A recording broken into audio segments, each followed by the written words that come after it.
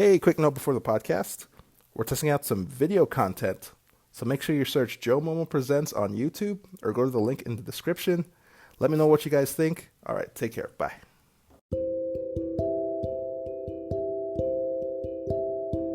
Hey, what's up, podcast family? This week I talked to Jade Alberts. Jade is the founder of Peer Guidance. Peer Guidance is a purpose before profit group of successful and current entrepreneurs that have started, struggled, thrived, and sold businesses. Jade is also the host of a weekly Facebook Live show, Telling It Like It Is. It's a 15-minute discussion that shares small business owner stories, challenges, and struggles. On the podcast, we talk about the struggles of an entrepreneur, Calgary's growing yet thriving startup ecosystem, leadership myths, and much, much more. Remember to rate and subscribe to the podcast if you haven't already. You get awesome local leader and entrepreneur stories each week, jam-packed with their unique insights. Leave me feedback at joe@codessa.io on some of the stories or questions you want to hear. I read them all. Now to the podcast. Hope you guys enjoy.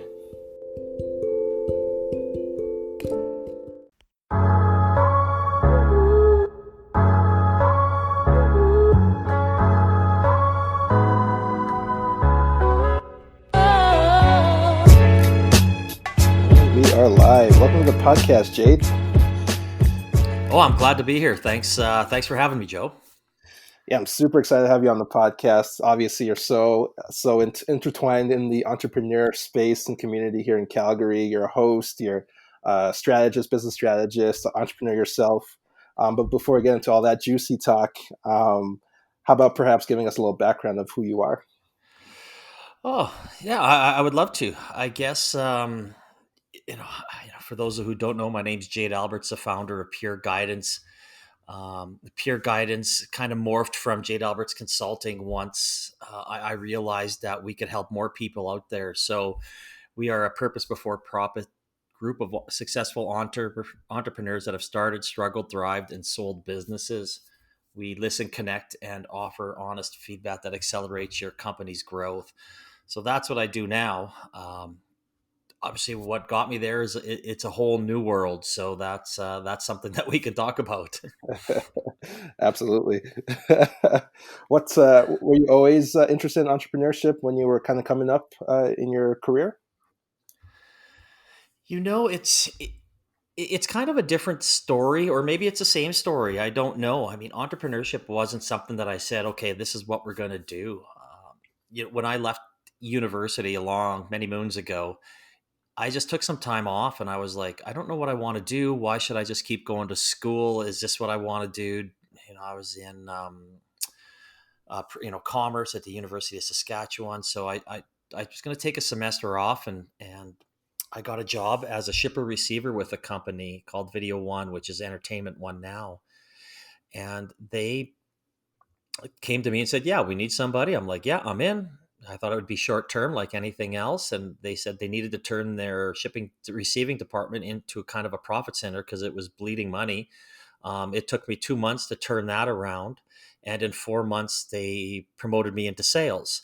So I was really didn't know if sales would be my thing. I didn't know that would be it. But once I kind of got in there, I just loved it. I found my calling, and from there, I made 7 years of goals and really grew the business. And then I jumped ship to another company who gave me the opportunity to treat Saskatchewan as my own business. They said, we have no presence here. We need somebody to start it up, grow it, and away you go. And they said, basically, here's the rope. Don't hang yourself. And numbers don't lie. We know if you're working. And within a couple of years, I'd grown that to a few $1 million in sales, and they shipped me out to Calgary, which really then it made me really think about entrepreneurship because I'm like, wow, I've started up this now. I've turned another little, even though they weren't my companies and I wasn't a partner in them, it gave me that really entrepreneurship bug at that point. And when we moved to Calgary, that's when I met the Christiansens, and when they decided that they wanted to to purchase the rights to Nathan's Famous Hot Dogs in Canada, the franchise of food service in Rio. They asked me to come on and be a partner, and that's where it really, I got the, I guess, the title or whatever you wanted to say, is kind of having my own little thing with some partners that I was able to learn with, that were successful entrepreneurs already, that helped, guided me and gave us the support that we needed. And of course we grew that and sold it, and where we are today. So no, I didn't know I wanted to be an entrepreneur. But once I kind of figured out what I really wanted to do in life, that was part of it. But I didn't really have that vision to say that, yeah, when I moved to Calgary, I would become this, entrepreneur with my own stuff. That was not forecasted. So it turned out to be great and I loved it. But it's not something that I set out to do. Yeah, absolutely. It's sometimes it feels like it's very serendipitous. Like you're not anticipating being an entrepreneur sometimes, and you just kind of fall into it. You just see a problem or an opportunity arises, and you kind of just take the bull by its horns. Um, Oh, but absolutely. No, I agree.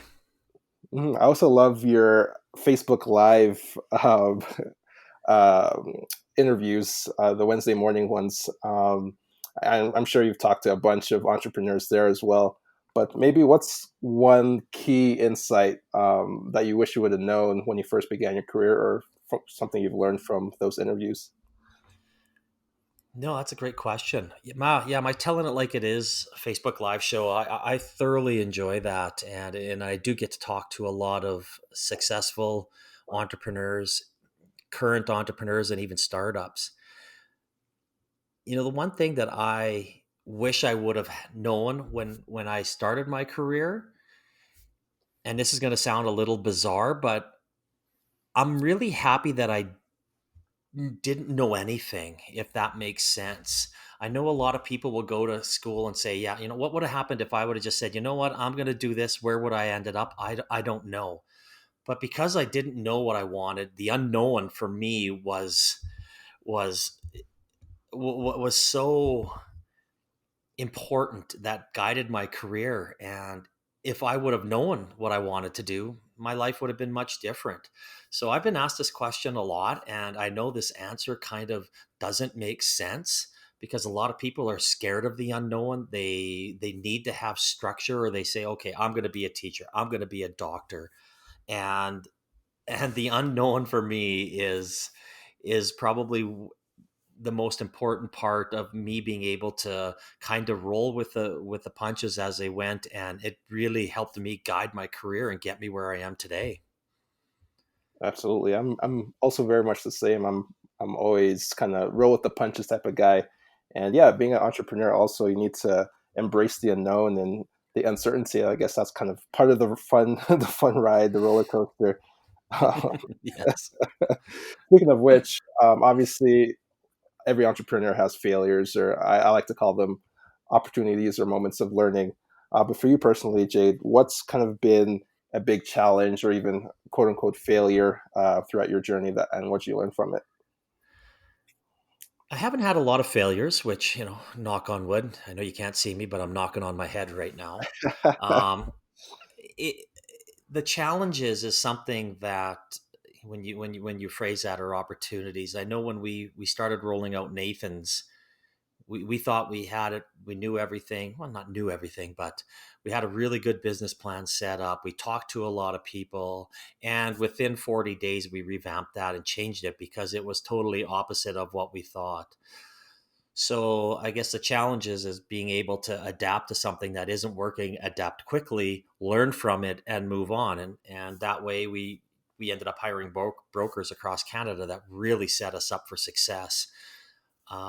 I mean, I do have some. I don't have any regrets, so to say. I did lose um, a very dear friendship, which still hasn't been repaired to this day. 6 years later, when I was helping a startup, that two wrongs don't make a right, and I'm very sad that that happened. And that's still actually, as you can tell, I think about it all the time, and I'm hoping one day that we'll be able to repair our friendship. But That's probably, if you want to call it a failure, is it would be my only type of failure, and that was more on a personal level because of business. And but yeah, you really have to learn from any type of opportunity or challenge that's put in front of you. And I've been, I don't know if I want to say smart enough, but I've been able to really listen to what people tell me, and take what I hear, and turn it into, opportunities that will help us grow as a company, even if it's with clients that I'm working with, us as a family, or me as a person. Mm. Yeah. Speaking of which, a question I always debate about with my inner circle of friends is, what are your thoughts on having family or even friends starting a business with a family or friends? Is that what's kind of your perspective on that? Yeah, I have a couple of perspectives on that. My partnership with the Christiansons was on a handshake, but I knew them quite well. I trusted everything that they did, that they said, and there was nothing in writing. And when we sold it, it was done.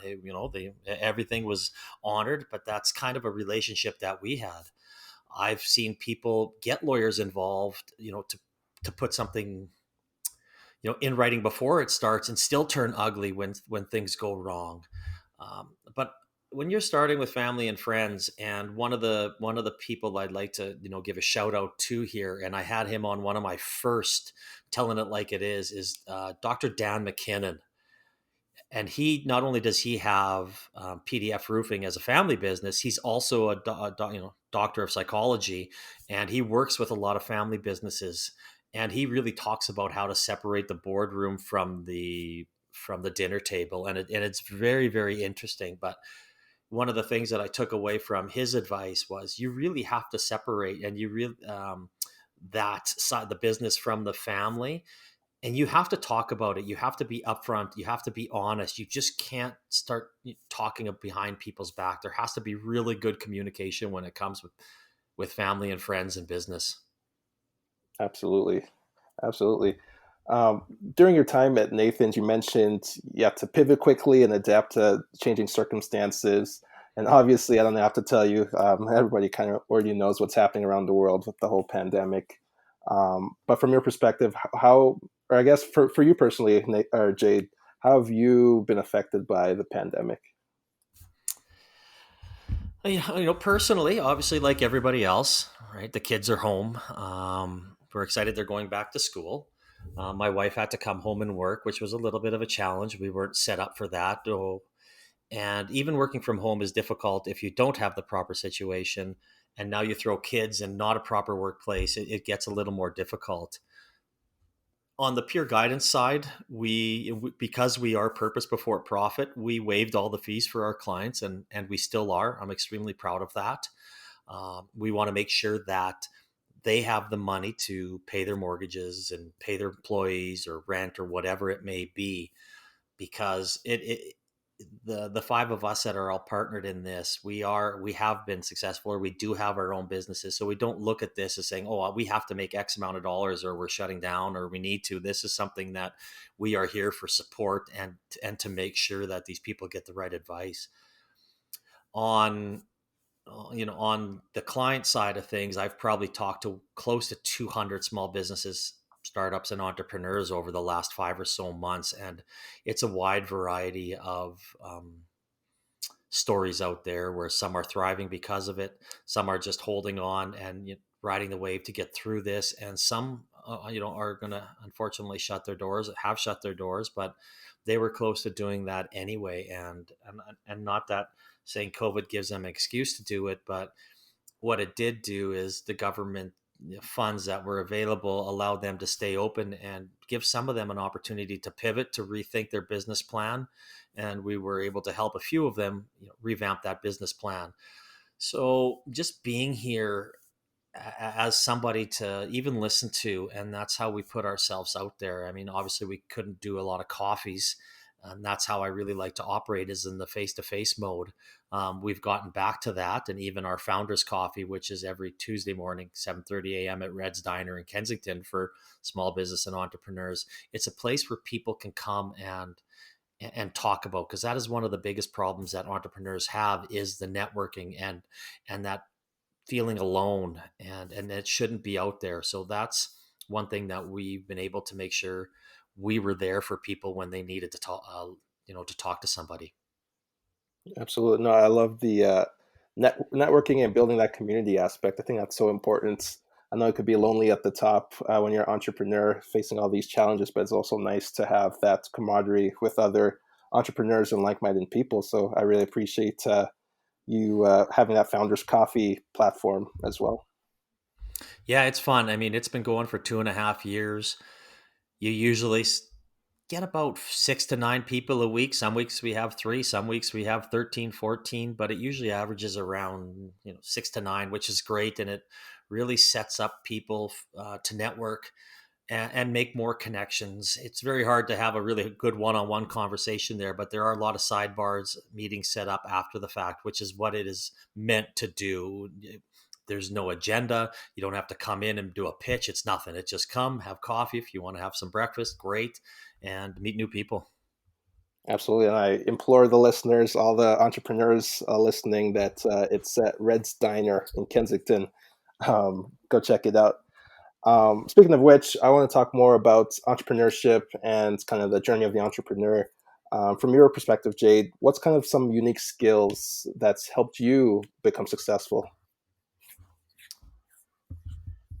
I like the way you phrased this question, unique skill, because I truly believe the success that has happened in my life is because it's me and who I am as a person. I mean, there's only one Jade Alberts out there. I'm unique. I'm different.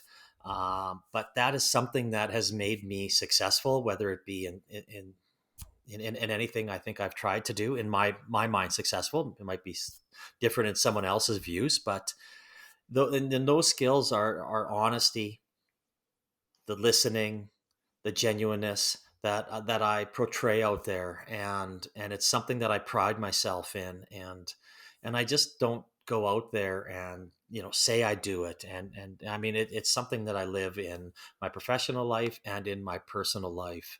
So that's kind of the unique skill that I have, and everybody has that skill.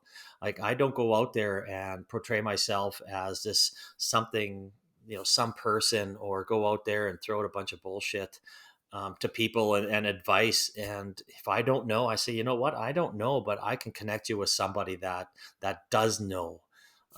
And that's something that I do. Everybody always says, oh, you're the word expert and things like that. I am not an expert. I If someone labels themselves an expert, I think they know it all, and I do not know everything, and I learn something new every single day, and I pride myself in that. I don't go out there to learn something new every day, but when I do learn something new, I love to share that with people. So that is what makes, I think, me successful, as in my mind, of course, is, and that's the unique skill. Yeah, I actually read that that's one of your pillars, actually, honesty. Honesty, Yeah, authenticity, networking, connecting, sharing. Those are yeah. such great pillars to live by. I have to echo that as well. I think those having honesty in your repertoire of skills is also super super helpful. And they're not unique. Those skills aren't unique. It's just that you have to live by what practice what you preach, so to say. And again, that's a part of me. Have I done stupid things? Absolutely. Have I said hurtful things? Absolutely. Have I asked for forgiveness from people? Absolutely. I'm not perfect. I'm far from perfect.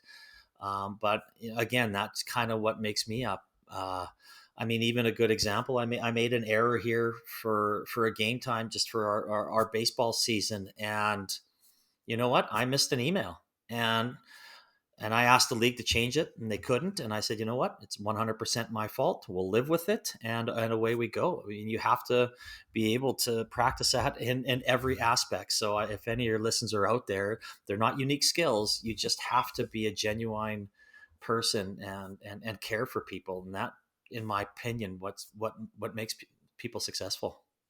Absolutely, absolutely. Yeah, we're all humans. We all make mistakes, and as long as we have Yeah, that self awareness and take accountability, we could always just move past it. I also love that. absolutely. I also love the piece you mentioned about learning every day, because we're not all experts. We're constantly learning as entrepreneurs, even just people in general. Um, but for you personally, Jade, what's kind of been, or maybe what have you read or listened to recently that's really inspired you? This is going to be kind of opposite of what everybody else would say when they go out there and you have to read, you have to listen to podcasts, you have to do that. I do listen to podcasts. Someone will come and say, hey, do you want to check this out? And I'll go check it out. I stopped reading books a good 10 years ago. I don't know. I just felt I wasn't getting anything from them anymore. I've had a few people send me books and ask me to read them and promote them, and I've had them on the show, whether it be Eric Terramonde, Tom Moore, and those types of people. I've read them and I've enjoyed the books, but I've really stopped doing that. I read industry magazines to keep me in the know, what's up to date, and I find that it's more important to stay up to date and current on what's going on in the world, whether it be tech, business. I don't talk politics a whole lot, but I mean, in the end, I really want to know what's going on right now, not what helped somebody 10, 15 years ago. I mean, have I read all those books from good to great and all that? Yes, absolutely. But I've really stopped doing that. And they weren't inspiring me anymore. And I just figured there was a lot of fluff in them.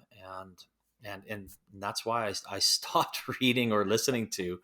But the one thing I did not stop is listening to the people that I highly respect in this world. I have a couple mentors, even the gentleman that hired me at Video One. Mike Glossop and I are still friends today, and we were going to go golfing this week. I have the utmost respect for him. I've helped him out. I have run a lot of things by him. Rob Ryder is my number one mentor. He was a partner with DSL. He's done a few other things. He sold another business. I run things by him all the time. Not only is he my mentor, he's a good friend. We spend time together. So I listen to people that are around me and are successful, and even our group at Peer Guidance.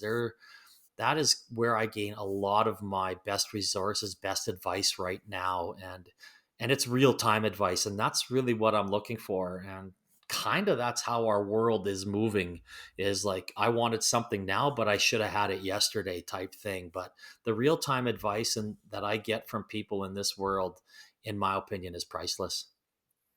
I love that. It's definitely a different perspective. I've not heard somebody say they stopped reading books 10 years ago. No, I know, and that's why I said it might shock a lot of people, but it's just, and different strokes for different folks, right? I just find that I wasn't gaining any value with it, so and that's why I've kind of pivoted and moved on to something else.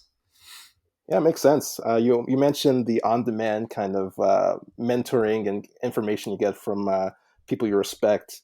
Obviously, we have lots of aspiring entrepreneurs, even entrepreneurs listening. What would you say will be the best way to find that mentor that really guides you in your entrepreneurial path? Yeah, I've been lucky enough to basically have mine fall in my lap, and I'm so appreciative for that. Finding a mentor, it's really hard to go out and just say, "Hey, Joe, do you want to be my mentor?" I truly believe it has to be a relationship that's built on trust and respect. If you don't have trust and respect for your mentor, it's very hard. And people are scared to ask because they think their relationship will change if they are friends. But you know what? They've probably been your mentor already, and you've already asked them for advice. And might not even have to give them a title of saying, yeah, this is my mentor. It could just be the same thing that you're doing, but that person that you go to or you highly respect, that has given you advice in the past, or maybe you want to start giving, just say, listen, I would like to start running things by you. I have a lot of questions in business. I don't have all the answers. Do you mind if I get your honest opinion? And that's the difference is between the when we went back to that family and friends thing. When somebody's going to their family and friends, should I start a business? It's like, oh yeah, that's a great idea. Absolutely, go for it. We're 100% behind you. But when you come and talk to your mentor or you talk to Jade Alberts or something, you're going to probably get a lot of different answers and answers that you're not going to want to hear. And that's what you really want is the questions that the answers to the questions that are going to be honest and saying, you know what, that's bad. Like, you should not do this. Or have you thought of this? Why do you need two locations? Your location one is doing great. Do you want to give up your work life balance and time with your children and family for maybe a more successful, or maybe number two drains the resources from number one, and and number one business fails too. So there's a lot of things to think about out there, and really having, finding that person you respect is and gives you honest feedback is all you need. And as I said, you don't need to have that title of mentor mentee relationship. Absolutely. No, I love that as well. I think back to that honesty piece, actually, it's Yeah. super important to have that honest feedback from somebody you respect. Because too many times you go up to a friend and say, "Hey, I want to start this thing." Oh yeah, it sounds good. You should do it. You should do it. And it's really honestly a bad idea. But no, like having people. And yeah, absolutely. And I've come across that a lot, and I've sat down and I've been in meetings where I've told people that this is not a very good idea. Be careful how much money you put into it. I can help you. I will introduce you to people, but please be very careful. Like, this is going to be a very hard journey that could become a money pit for you. And and a couple of them have listened. Some of them didn't. Some of them failed. They actually, but it's something that I would be myself would be absolutely feel awful if I told somebody to do something when I knew it was probably not the best thing to do. And anytime I give advice like that, I sure hope that person comes back and shoves it in my face, because I want everybody to succeed. I mean, I do. And then that's why I would connect anybody with that. And even in my crossings with fellow entrepreneurs and people running ideas by me, there's times where I've been able to connect two or three people that have very similar ideas, and they've become partners and started a relationship, a business relationship, which made it a little easier, a little better. And it's always nice to have partners that have the same vision and goals as you. Absolutely. So, I want to quickly switch gears. I'm super curious to know from your perspective, Jade. What are some, or maybe what is one of the most common myths about entrepreneurship?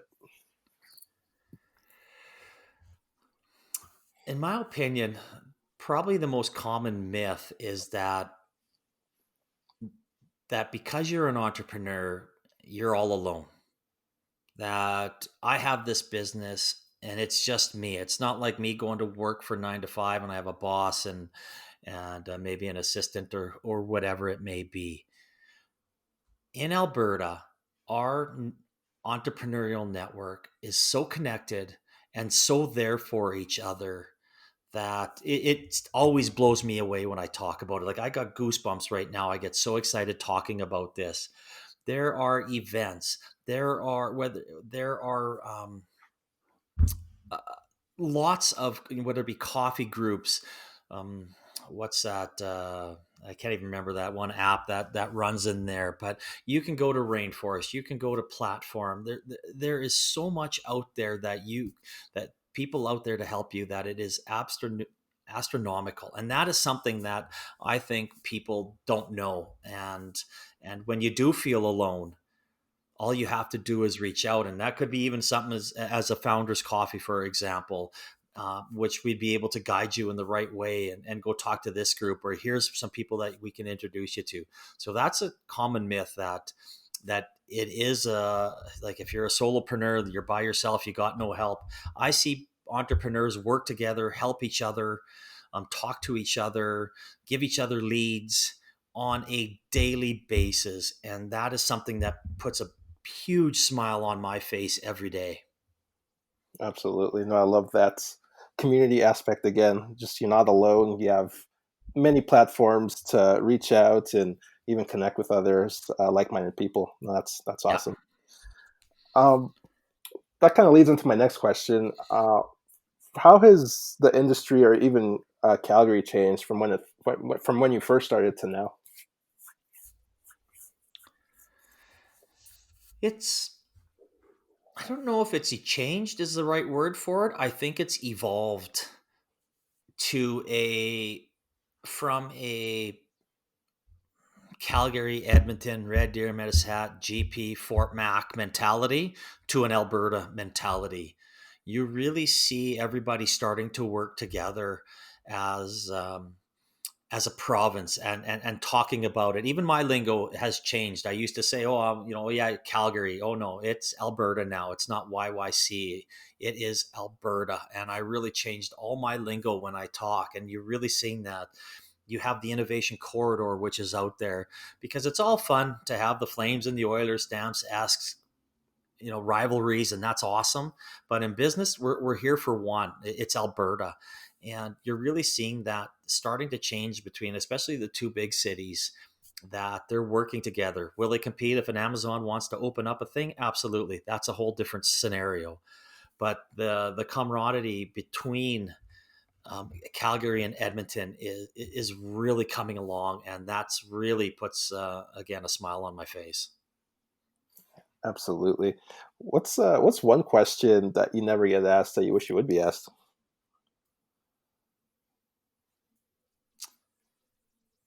How are you doing? I mean, everybody. It's sometimes I'm always out there and I'm listening, and I don't want to say people's problems, but you're there to help, right? I'm there. Asking for help is not a sign of weakness, and that's something I promote. And I'm always out there for people, and I'm always giving, advice or introducing and things like that. But in the end, I'm not expecting someone to come out and ask. But what? It's sometimes it's nice to would be asked, hey, how are you doing? What you're doing?